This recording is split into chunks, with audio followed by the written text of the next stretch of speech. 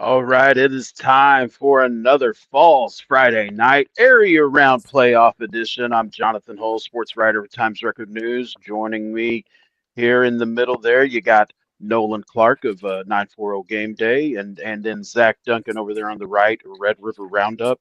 For some reason, again, this thing it didn't post cleanly on 940 Game Day's Facebook page. I've shared it on there, Nolan, just so you know. Um, but it's there. I don't know why it does that. Who knows? But hey, we're here, False Friday night, and what a Friday night it was! Playoff games.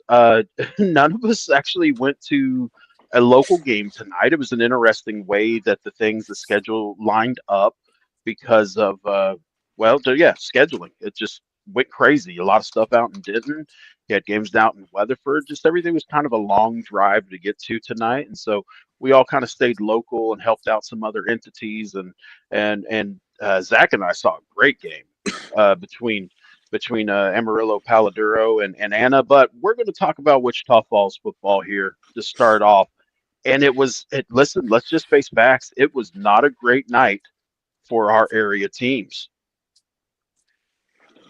Yeah, we have so we had 10 teams going into this week playing, and we have four left standing. And I definitely felt like we'd probably have at least five. I knew there'd be some games that'd be tough. I knew Quanah would be tough. Newcastle felt on that. We obviously knew City View had its hands full with Gunner, but I think a couple games that surprised us yesterday and today. Holiday losing a shootout 48-41 to Leonard. We knew that was could be a close game. I just kind of trust Holiday in those situations. They've proven time and time again, they can win those things. Lost at a tough end of the shootout tonight, Jacksboro, and I don't even know what happened except for Jacksboro had one last shot in the end zone from the 30 with one play left. They lose the same score to a Blue Ridge team that was pretty good, but I definitely thought Jacksboro on paper looked like a little better. And then another game I was a little worried about just because I know how good Lindsay's offense is. Lindsay takes down Windthorst 48-38, another shootout. We had a lot of teams come out on the wrong end of shootouts tonight. We did have a couple big wins. Graham, huge, and we'll talk about Graham more. Graham, huge win over Lubbock Cooper. Henrietta took care of Callisburg. Pretty wild. They're the last team standing in 6-3A. If you could have gotten some long odds at the start of the year, like Henrietta would be the last team playing in that district. So we have Vernon left. Vernon took care of business last night. Benjamin won, but only four of those teams advancing. I think that definitely is a surprise. That's the only four we have. That Zach and I in our coverage area. Nolan getting way out there as he likes to do in this 940 area. You've only got a few more than that. Yeah, I started, if I counted correctly, 20 teams playing this week, and that list has been cut down to 7, with Decatur still left to play tomorrow afternoon against Decatur. And I mean, yeah, kind of same thing. A lot of the games that we kind of felt were coin flips really didn't go the way the area teams did. Besides, I would really say Graham tonight. We saw Crum lose an overtime heartbreaker tonight. Pilot Point lost a shootout. Alvord lost tonight as well. So, yeah, really tough night for local teams. Yeah, it cuts down what we have, for. Of course, we do have teams just kind of right outside of our area too. All of us kind of, look at. We're always tracking and listen. This. I'm just want to say this up front. This podcast, we've really gotten some good traction, and it's gone beyond just kind of the Wichita Falls and 940 area, but hey, like right now, I'm looking at comments. I mean, we got people from Peaster putting this out here. We got people from Springtown bringing things in here, and so I know this is stuff that you've gone out and listen. We overlap with Peaster. We overlap with Springtown a lot of times in our coverage area. So we appreciate you guys tuning into this too. We are interested in those teams and looking at them, and we're very interested in Peaster right now because that's a big game next week. Peaster and Vernon going to meet next week. I don't know that I've heard exactly when, but I know a lady who's going to have the best chance of knowing who it is. I'm going to go ahead and bring her on. I'm bringing her on a few minutes early here, but Kathy McClellan, joining us here. Let me get you in the middle here, Kathy. Uh, Vernon Radio for a long time was the sports editor at the Vernon paper for a long time as well. She is. If it's going on in Vernon, Kat, we listen. That's the first person Zach and I text. We don't even text coaches. We text Kathy. And so, Kathy, thanks for doing this, staying up late and doing this with us. What did you do tonight? You know, your game was on Thursday. What did you do tonight? It was nice to have a Friday off during the football season in the playoffs. No basketball going on or anything. And I did debate about driving up to Childress and watching that game. But after the late night coming back from Canyon, I thought, I'll just listen to it on the radio and see it that way. So, yeah. But it was nice kind of get a Friday break here before because as soon as football's over with, we'll go straight into basketball coverage. Yeah, so, yeah. You're always broadcasting something. I know. Do you know? I've got people commenting here saying that Peaster and Vernon's playing in Burke on Friday. Is that what you've got? Yes, that is correct. They have not set a game time, but that is correct. The coaches opted to flip home and home. Vernon picked Burke. I believe Peaster picked Graham. Now, they might have actually picked Jacksboro, but I think they picked Graham. And anyway, we won the flip, so Vernon will be the home team. It'll be in Burke on Friday. I really don't know why they didn't go ahead and set a game time because I've looked at the weather, there's it's like an 8% chance of rain. So I don't think that's going to be an issue unless there's something that really changes in the forecast. But anyway, hopefully we'll have the game time set early, sometime tomorrow morning. Well, it could be one of those Be a things chance too. there's Could other. be Yeah, Zach. another game. Go ahead, Zach. Yeah, I was Yeah. gonna say it could be another game they're waiting on too. I could True, definitely yeah. see someone else trying to play there as well. So, tell us about the Vernon win last night. I watched part of it early on. They were playing Denver City out in Canyon, and yeah, Denver City's moving the ball decently well. The first drive, Vernon gets a pick. They score pretty quick, and then Jamari Chance gets a pick six. They kind of, to me, did what good teams do and like take over a game early. That score was 23-0 maybe after the first quarter. Just tell us about that game last night. Yeah, they had the opening kickoff and was actually moving down the field pretty good. They were doing it on the ground, and then they lofted a long pass, and Jamari intercepted it, then ran it back. His momentum put him into the end zone, so he ran it back out to about our own 35 or so is about where we started that drive, and then marched down. We had to convert a fourth down at our own 38, but Coach Sherrill was going to go ahead and go for it even that early in the game and that deep in our own territory. We made the first down and then marched on down and scored. And then the first play, right after the ensuing kickoff, Jamari jumps that screen to the receiver and takes it to the house for 20 yards for a touchdown. And after that, we really just kind of shut them down and was able to move on offense. And they weren't going to score on our first team defense. We shut them down. We had one other interception and a fumble recovery, and defense totally dominated. And we pulled the coaches pulled the first string out, middle of the third quarter, start of the fourth, and they got close getting down there for their first score. And you could see the first string guys over there on the sidelines wanting to get back in the game to try to preserve the shutout. But coach wasn't going to let that happen and keep those guys fresh and didn't want to take a chance on any injuries. But we were kind of sloppy. The intensity that we needed wasn't really there. But it was enough to get that win last night, and that's all that matters. The now matched up with Peaster. I was there for the first round game for Vernon, and took care of business in that one, and I was so impressed with Coach Sherrill. He did not give me the coach speak on it's every game. We can't overlook anybody. We can't do this. We can't. Peaster. We can't worry about Peaster right now. No, he said we want Peaster. He said Peaster has circled because they don't feel like they got to face Peaster with their best foot forward, and I think that's fair. That they have some clearly had some guys that were back. But they were still first game back off an injury, right? Tice Payne, Jamari Chance, True Gibson. and these are big pieces of that offense. You kind of got that same feeling. Have you gotten the same kind of message as like this Peaster game? This is huge for Vernon, and it's been circled since the playoffs started. Yeah, I really think so.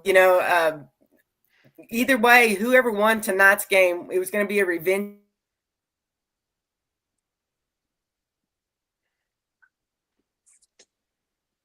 We lose her there, or is that me? Shallow water because they knocked us out of the playoffs. Go ahead, Last Kathy. Go year. ahead. Yeah. Oh, sorry. Yeah, I'm kind of losing you every now and then. Okay. But yeah, it's been circled. They circled it. I know. You mentioned the injuries and no excuses. That's just the facts. Those kids were not close to being 100% when we played Peaster the first time.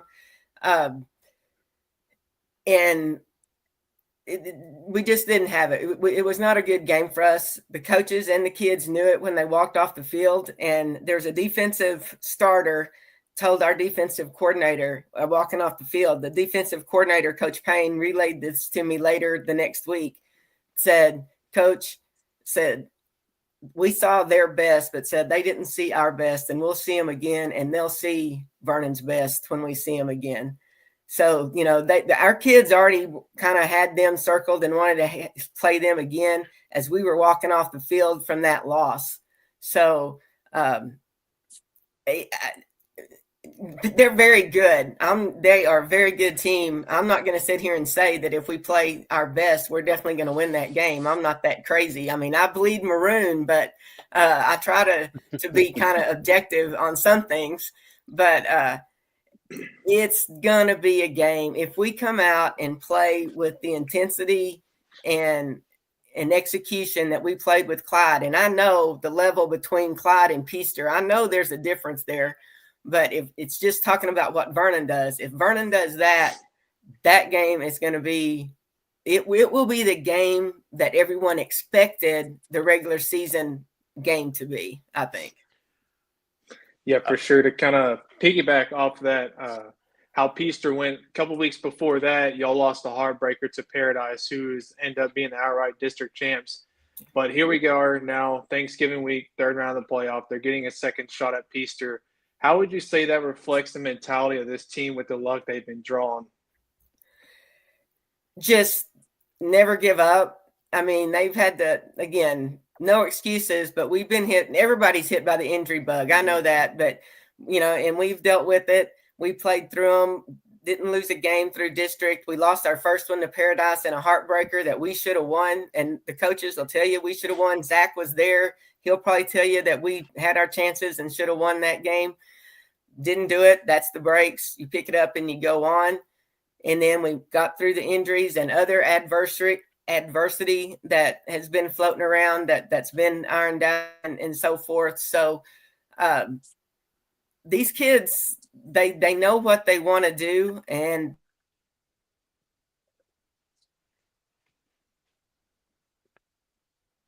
I think we lost her again. Yeah, I just said that they've been fighting hard and they know what it takes, and they know where they want to go, and I think they can get it done. They know the hard work that's involved and everything, and I think their head is in the right place. I really do. Well, I know Peaster feels the same way about their Paradise matchup. Like that's a game that they felt like they should have won too, that they should be the district champs. I think Nolan and I both, we made regional picks. We both picked Peaster to win this region. And some of it's based off of what, that Vernon result. But this is also, I do agree. I want to see a full strength Vernon team. And I was talking to Matt Stepp about this from Dave Campbell's. He originally wanted to pick Vernon to win the region. Now, I don't know if he wants that public, but I'm putting it out there on him. He wanted to pick Vernon to win the region and went with Peaster because of that late season result. But what I want to see is the Vernon team that I saw in round one against Clyde. I want to see that team play Peaster. I want to see that team get their shot full strength with the full bevy of running backs that they can throw at them and see what happens. I think it's a very physical game. I'm looking forward to that one. I'm pumped that it's in Burke. And that we get to be close right down the road, and man, there's going to be a lot of media, local media at that one. So I'm sure Peaster's going to bring a crowd no matter how far away it is too. I have covered my fair share of Peaster basketball games, and I know that's what Peaster's been known for a long time. But I know how Peaster crowds are because of those Peaster basketball games. And so I'm really looking forward to this. Should be a great atmosphere out in Burkburnett on Friday. Yeah, it really should. And I know I'm no Peaster from basketball too. Back 20 years ago, when all they did was play was basketball in a Class A school, they would come to our tournament. We hosted a big Vernon Invitational tournament, and they would come here, and the boys would win the maroon bracket, which was the top bracket. The 4A and 3A schools would be in that, and the Peaster teams would come, and they would bring a crowd with them, and they won that tournament several years. I think one year they actually beat a pretty good Burke team in the finals. So they've always had athletes, and that's one thing about this Peaster team this year. Man, they have athletes, and that defense, their defense is better than Paradise, in my opinion. From what I was able to see with my eyes, that Peaster defense is better than Paradise. But it should be a really good game. I'm really looking forward to Friday night, or Friday, whenever it's played. Friday afternoon, Friday night, whatever. Yeah. Well, Kathy, we appreciate you staying up late and jumping on here with us, talk a little Vernon. We talked a lot about Peaster tonight too, and so hey, this Peaster following, they should be enjoying this. They should enjoy us tonight. But thank you for doing this. We appreciate you for everything. I know Zach and I, both of us, we go back you and Zach go back a couple of decades. You and me, we're about a decade, of doing this. We've always been able to share and rely on you for a lot of things. So we appreciate you and taking the time to get on here tonight. Hey, you bet. I appreciate the invite. It was fun. And anytime and Zach knows, and anytime you need something, if I don't know the answer, maybe I'll know someone to contact and get the answer for you. So yes. All right. Well, thank you, Kathy. We'll see you on Friday. Hey, good deal. Thank you very much. Talk to you later. All right. That was Kathy McClellan from Vernon, does all the Vernon radio out there. That was on the Macaulay Landscapes, usually the coaches hotline. We'll call it the media hotline this time. Real quick, guys, I got to do some media stuff. Thank you to our sponsors here. Of course, our primary sponsor, you've seen their emblem up there in the top right-hand corner of this entire broadcast, but it's Arrowhead Roofing. For more than 25 years, Arrowhead Roofing has been Texoma's trusted name for roofing, siding, gutters, and more. Local families count on Arrowhead to protect what matters most, their homes. When storms hit or it's time for an upgrade, call the team Texoma has relied on since 1999. Arrowhead Roofing, the exterior experts. And Macaulay Landscapes. Macaulay Landscapes has been around for 21 years, keeping Wichita Falls beautiful. Whether it's keeping your yard green and healthy or transforming your outdoor space, Macaulay Landscapes has the experience and care you can count on. Visit MacaulayLandscapes.com to learn more about their full range of services. Macaulay Landscapes, making Wichita Falls look its best since 2003. All right, well, let me get us back lined up here. Yeah, guys, we're going to be, I have people asking in the comments right now, like, do we have a list of games and where teams are playing this week? Man, that's information that's coming in as we're going. As we get it, we're going to relay it.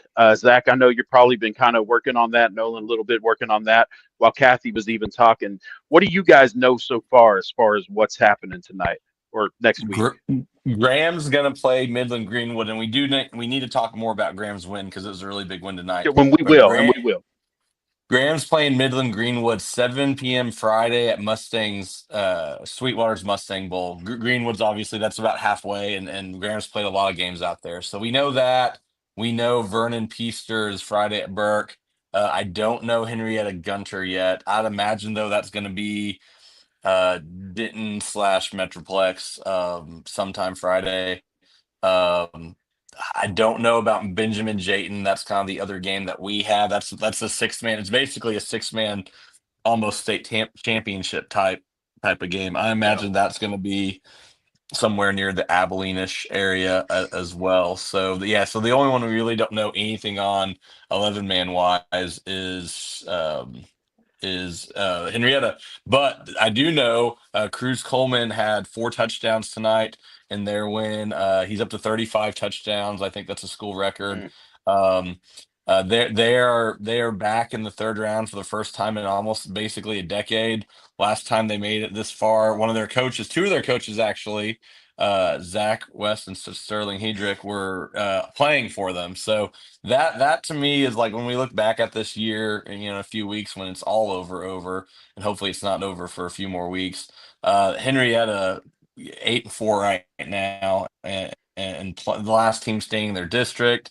They outlasted all the 2A teams, and I saw them play that first week of the season against Windthorst, and thought they were pretty good offensively, but they gave up 60 points to Windthorst, and they've given up some points in some games, but tonight, Callisburg came in, they'd scored 60 last week. I don't know how that game played out. It's 21 all though at one point, maybe Yeah. late second quarter, and they never Henrietta with a second half shutout, and to me that's super impressive. But I don't know. Do we know anything else? I do know so Collinsville's playing Lindsay. I don't know when or where that is. I haven't seen that is, but that's But yeah, that's that that's a big matchup one for there. Nolan. Yeah, Yeah. huge game for Nolan out there. Outside of everything you said, Zach, everything I've been told by coaches for Paradise, Henrietta, Munster, the rest of them, I've been told those will all get figured out tomorrow. So I will have those We posted to my pages as soon as I get that information. we were out in Iowa Park today. All three of us actually were randomly. I covered the Burnett Canyon Randall game. It sounded like Munster Albany could be in Iowa Park. Now, who knows? They may have been on the list for multiple teams, but Munster Albany should be a game that should be kind of in this area. I would think they've played at Graham a couple times before. They might be wanting to get away from Graham. Albany likes playing at Iowa Park, and Munster's played there some too. So I could definitely see that being there. So let's talk some more football. We obviously had some surprises tonight in the with losses. Which loss surprised you the most out of the schools that lost? And you can add in the holiday loss if you want last night. Which ones kind of surprises you the most? I think Jacksboro's definitely surprises me the most. Uh, that's that's just one. I now listen. At the same time, I mentioned it in my predictions blog, my weekly one. Blue Ridge really scared Holiday last year, right? They play in a district where they do get challenged. Like going out and facing Jacksboro, that's not going to intimidate them. Like they've been in those kind of games, and so they proved that again this year. And yeah, hats off to Blue Ridge getting that done. Obviously, that's a team I didn't take them very serious last year. I took them a little more serious this year, and uh, still need to take them even more serious than I did. We got to say Windthorst too. You know, I'll give it to Zach Duncan because you pointed out that Lindsay probably should have beat them a year ago, and when Thorst was able to escape from it. Lindsay's a senior heavy team, right? Like senior heavy with some really talented playmakers on offense. I mean, that's a team that Nolan you saw play. I don't know. Did that one stun you? A little bit. I obviously picked Windthorst, but I wouldn't say it shocked me that Lindsay won. It really looks like Lane Foster, the quarterback for Lindsay, has kind of found his footing in that offense. Stats from Mike from Windthorst. I can't say his last name. I'm sorry, but he had him down with Ruschenberg. Yeah, I know. He had him down with 257 rushing yards tonight and 132 through the air. 5 total touchdowns. It looks like he was a big part of that offense that put up 48 points tonight. So that was a big one. I know we saw Springtown in the comments. They were my kind of surprise picker for that loaded 4A Division I Region 2 up there with Salina. They took down Frisco Panther Creek tonight. So that was a pretty big game statewide, throwing outside one. Also, Panhandle, I'm pretty sure that was my state championship pick. Cisco took them down tonight. So another big one outside the area there. Something about Go ahead, Zach. I was just gonna say something about Windthorst Lindsay. I noticed on the box score, Lindsay never punted, And something that I kind of thought could, like, here's the thing: Winthrop cruised through district, never really Yep. faced much adversity, and Lindsay obviously lost a couple district games. But like, I don't know, like I just feel like maybe, it's been a No, while I since agree. Winthrop was in Yeah. a close game, and Yeah, so I mean, I think that plays. That plays. To me, that's always a big deal, and that I think that gets overlooked. Like when you don't have to, when you're not necessarily challenged for 4 quarters, week after week, and then all of a sudden you got to play 4 quarters. That's difficult. I mean, and I think that plays not just in football. I mean, that plays in other sports. To me, that plays big in basketball at times too. So you had to go out there. They had to go out there and be in a tough game for that long. Yeah. No, Lindsay's used to that. Winthorst, not so much. Mm. One other team we needed, and I don't want to overlook them because they've obviously had a big win last week. Quanah loses to Albany tonight, 35-15. No shame in that final score, by the way. They're winning that game at halftime. They're like shocking the state Yeah. by winning that game at halftime.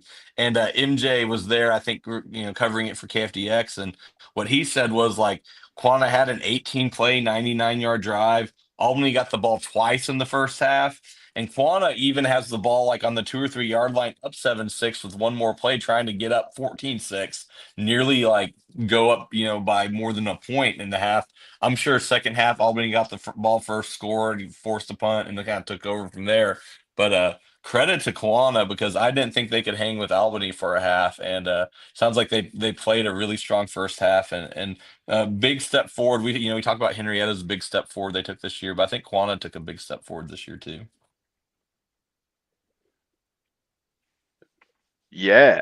Well, I invited Graham coach um, uh, Clay McChristian to try to join us here. He's still driving back. I don't know if he's going to be able to find the reception going around those hills, if you will, through PK country, and be able to get on here with us. Hopefully they will.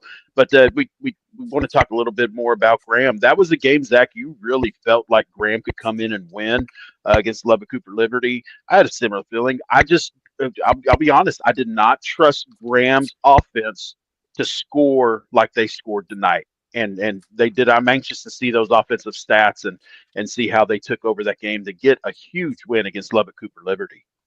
When I wrote about, I previewed, I ranked all the games top 10, what I thought would be the best games or whatever. I had a stat that like Graham against its 5 best teams. So that's Decatur, Springtown, Midland Christian, then Brock, and Eagle Mountain. They were averaging like 13 points a game offensively against like the best teams on their schedule. And that just wasn't going to get done tonight. They were going to have to score. I figured they'd have to score at least maybe, I thought like 20, 24, 28 for sure. Because Liberty was going to score some. You knew they weren't going to, Graham wasn't going to win this game 17-14.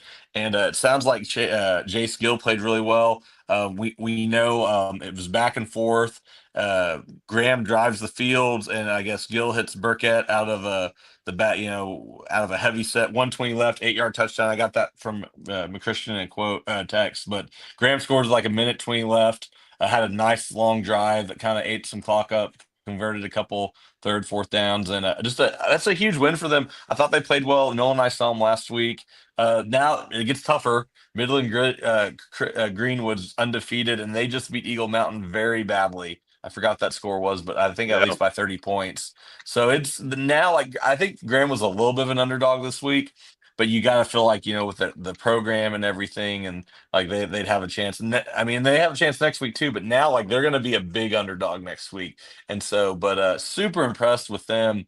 They lost so much, and for them to be one of the last teams standing. And I said all along earlier this year, I was like, man, it'd be fun to see a go old school and see a Graham Vernon football game. And I still think like those two teams are two of our last teams standing, and that would Vernon Graham would have been some years have been heavily slanted towards Graham. They don't play each other anymore, but a Vernon Graham football game would have been a lot of fun this week or this year.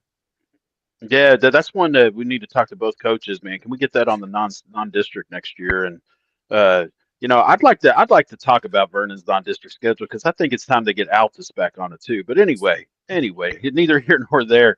There is a team I think and from Nolan's area that I do think I need to talk about just a little bit. Their win tonight, and that's Paradise. I think we overlook Paradise as far as talking about them because the standard has been really high though.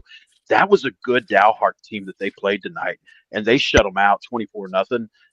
That's a very impressive result for me. And like we kind of talked about, yeah, Paradise maybe was a little lucky to beat Vernon. Paradise maybe got a little lucky to beat Peaster. The point is they still beat them. They're still there. They're still the number 2 team in the state, and you got to go take it from them, and you got to Well, finish it. And that's go ahead. you make your own luck too. You know what I'm saying? Like, yeah, they were a Yes, little right. fortunate, but at the end of the day, Paradise forced that fumble against Ty Scott that stopped a potential game-winning field goal happen, and Paradise strip sack Peaster. You know what I'm saying? Like, yes, they're a little fortunate, but at the same time, like they hit hard on defense. I think Paradise. Who are they going to get next? Are they going to get Jim Ned? Jim Ned. Yep. I'm Yeah, dead. Yeah. and like that is going to be a physical game. Like that's going to be one of those that you almost worry about the winner kind of having too beat up going in the next week. I can't imagine that game's going to Well, be a lot of just pounding think going on. about the 4 teams. Think about the 4 teams left in that region, right? Because you're Pretty talking good. Peaster, Vernon, Paradise, Jim Ned. I mean, talk about physicality. All 4 of them are Yeah. extremely physical teams that are going to be bringing it. Whoever gets out of Region 1, you got to love their. First off, I love their chances in the state semifinals. But yeah, they're going to be beat up over these last couple of weeks. Yeah, for sure. Speaking of their semifinal matchup, we saw Paradise lose to Malakoff last year. Pottsboro beat them pretty single-handedly, so I think Pottsboro is going to be the best team to come out of that region, and they're ranked 9th in state. So I really like the Region 1 winner to be favorites come state semifinals time. Yeah, and you're saying Pottsboro, and a lot of people are picking Whitney out of that region too, and so that's one that's a little bit more wide open. And listen, Region 1, I feel like all of Class 3 AD1. I think it is the most open region in the state. And man, he made it on here. Look out! I think he's in the office even. Look out! Let's talk some Grand Oh football here. wow. Getting home, popping on. Hey, coach. Man, Man, good to how's it see going? you. Big win tonight. Tell us how that happened. First off. Man, I tell you what, just kids just battled. It was, and I give a lot of credit to Liberty, man. That's a good quality football team. You could tell why they were 10-1, and those kids could play. They were talented, and I just thought our kids battled all night long. But just Take yeah, us kind of through you go that game. go It ahead. seemed like every time I was looking at the score, it was 7-7, then 14-14. I mean, it seemed like every time one team scored, the other team answered. Was that kind of how it was all night? I mean, did anyone ever, have more than a 7-point lead? No, that's exactly what it was.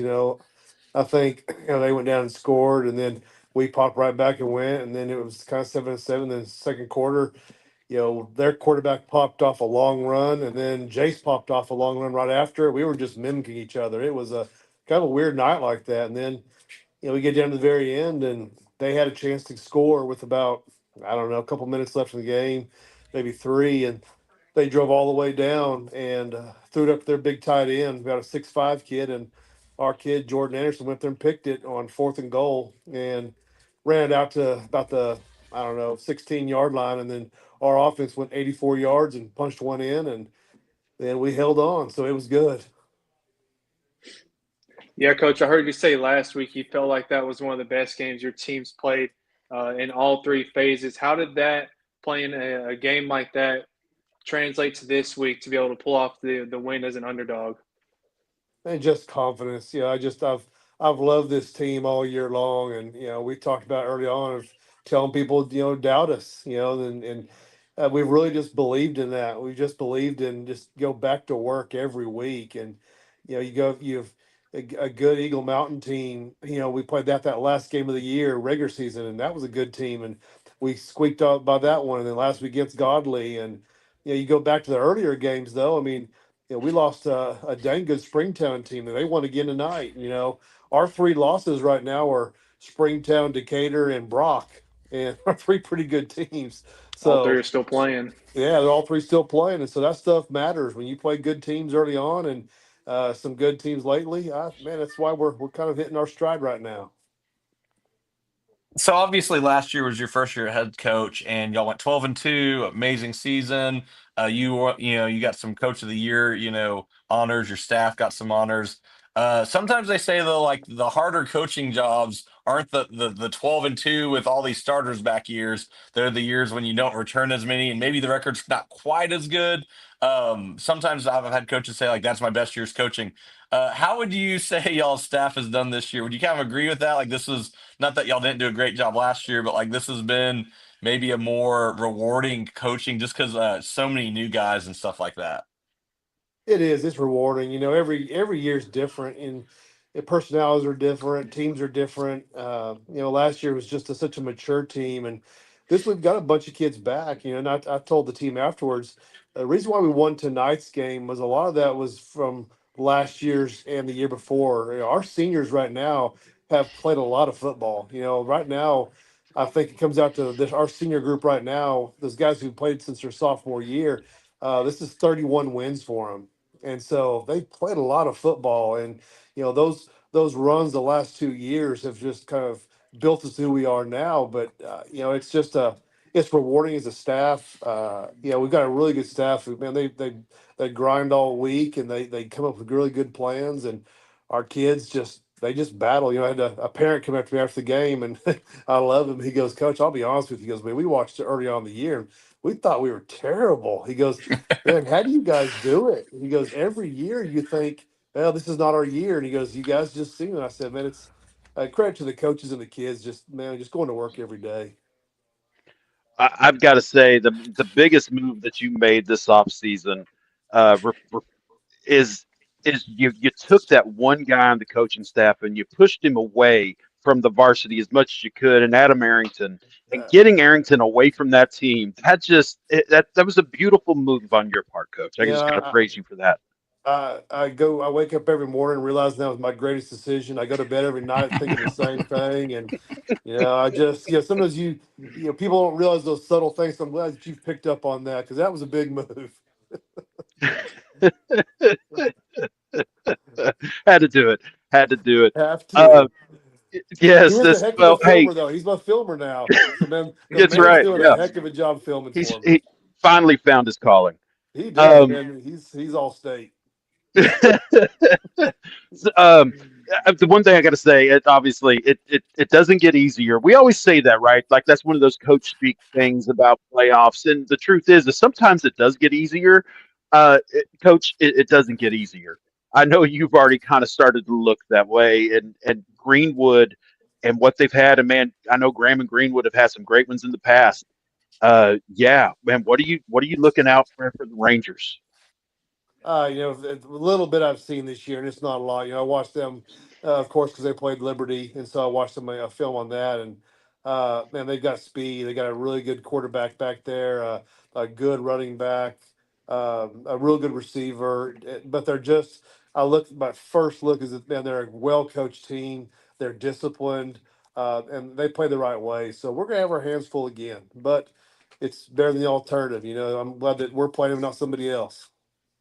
Yeah. Did you see? Right. I'm sure you saw the Eagle Mountain score. I mean, I knew Greenwood would be a favorite in that game, but I was surprised they beat Eagle Mountain by 45 because that's a dang good, like you said earlier, that's a dang good Eagle Mountain team. I don't know how that game got away or how it played out, but that kind of surprised me was that score. Well, we did hear that Eagle Mountain lost their quarterback, I think, in the first half at some point. Um, Not that makes a major thing, but I mean, you lose your quarterback. That guy was good. I mean, playing against them that last week of the season, that kid was a GoDaddy for him. So losing him, I don't know if it was the first quarter or second quarter. They said they lost him, and you lose your quarterback in these playoff games, and things can go south on you real quick. Well, Coach, I'm excited for you. It's always a cool thing when you get to play in the Sweetwater Mustang Bowl. I got to say that.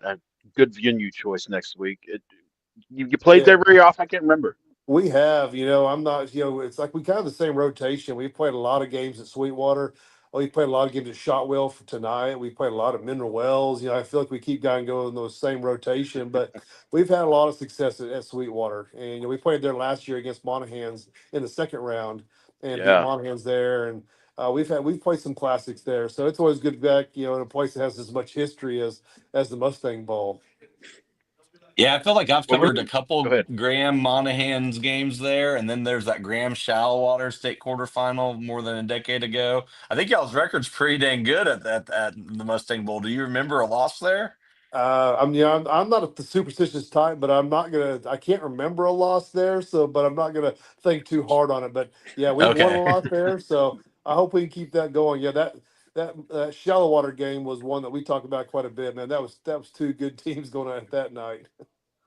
That was like 13 degrees or something too, because that was the game that got played on Monday because of all the ice and everything. I just remember I was glad I was in the press box that night.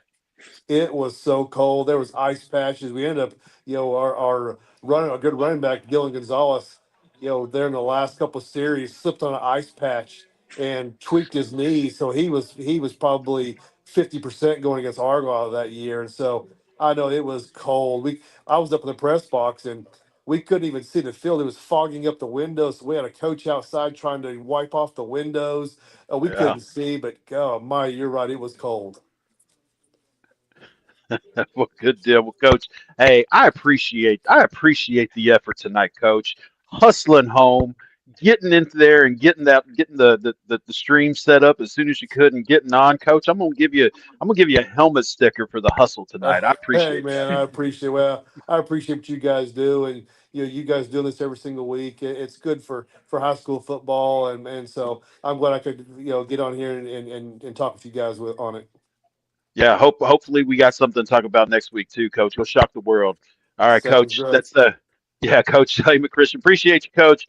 Yes, sir. Then you got on here on the uh, sorry, man, I've had this issue all night, haven't I, Zach? I've been stumbling over words like nobody's business. Macaulay Landscapes coaches hotline.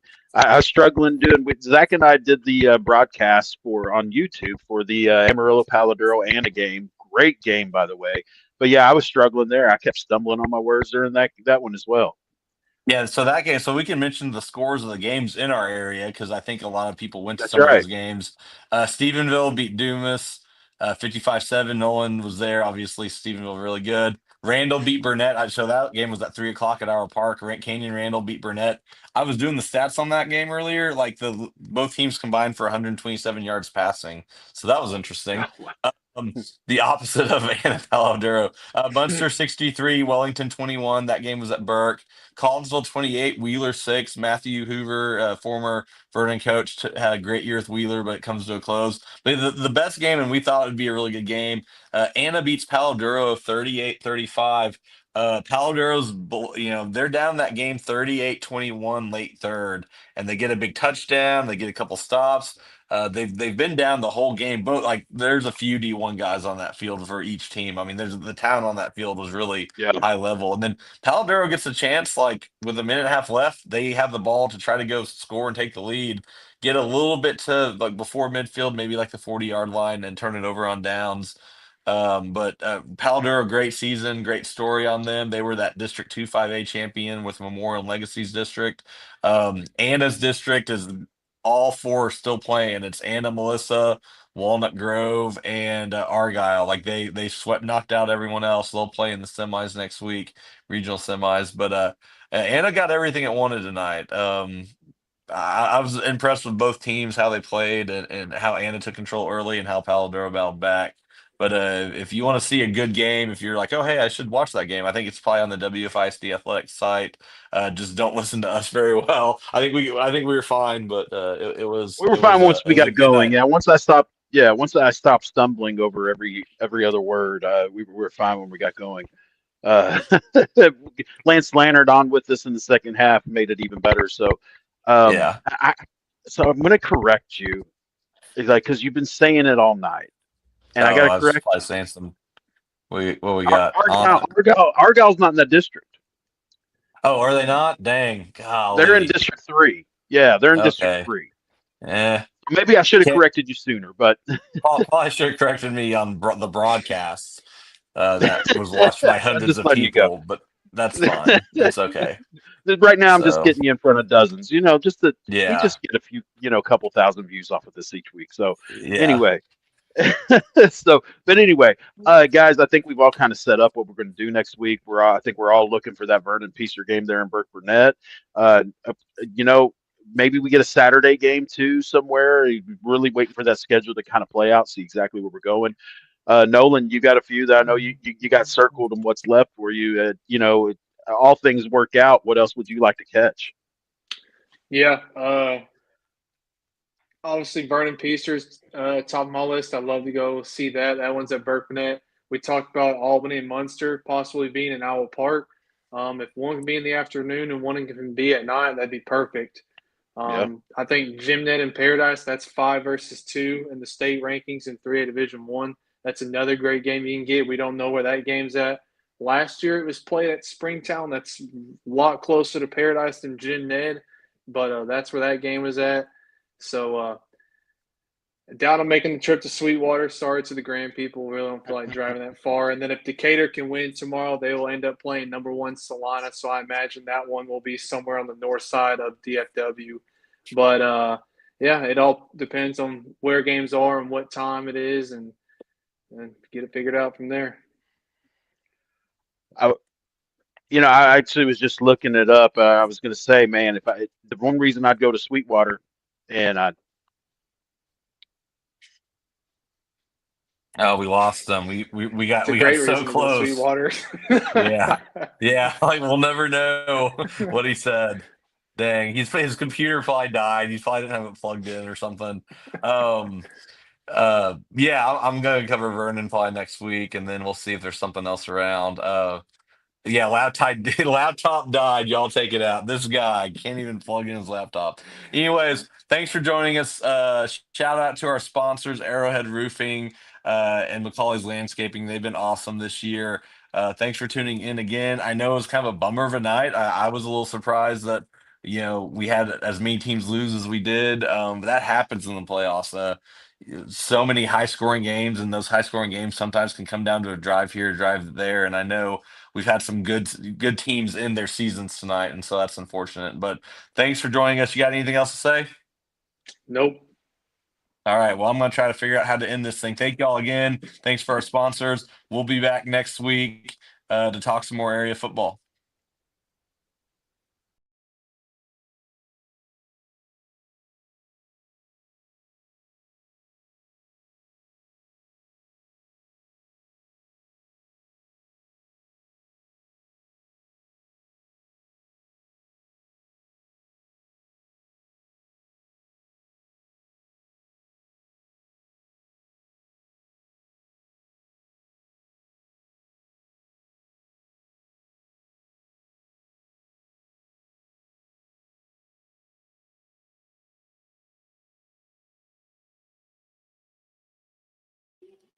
Tonight's broadcast of Falls Friday Night was brought to you by Arrowhead Roofing.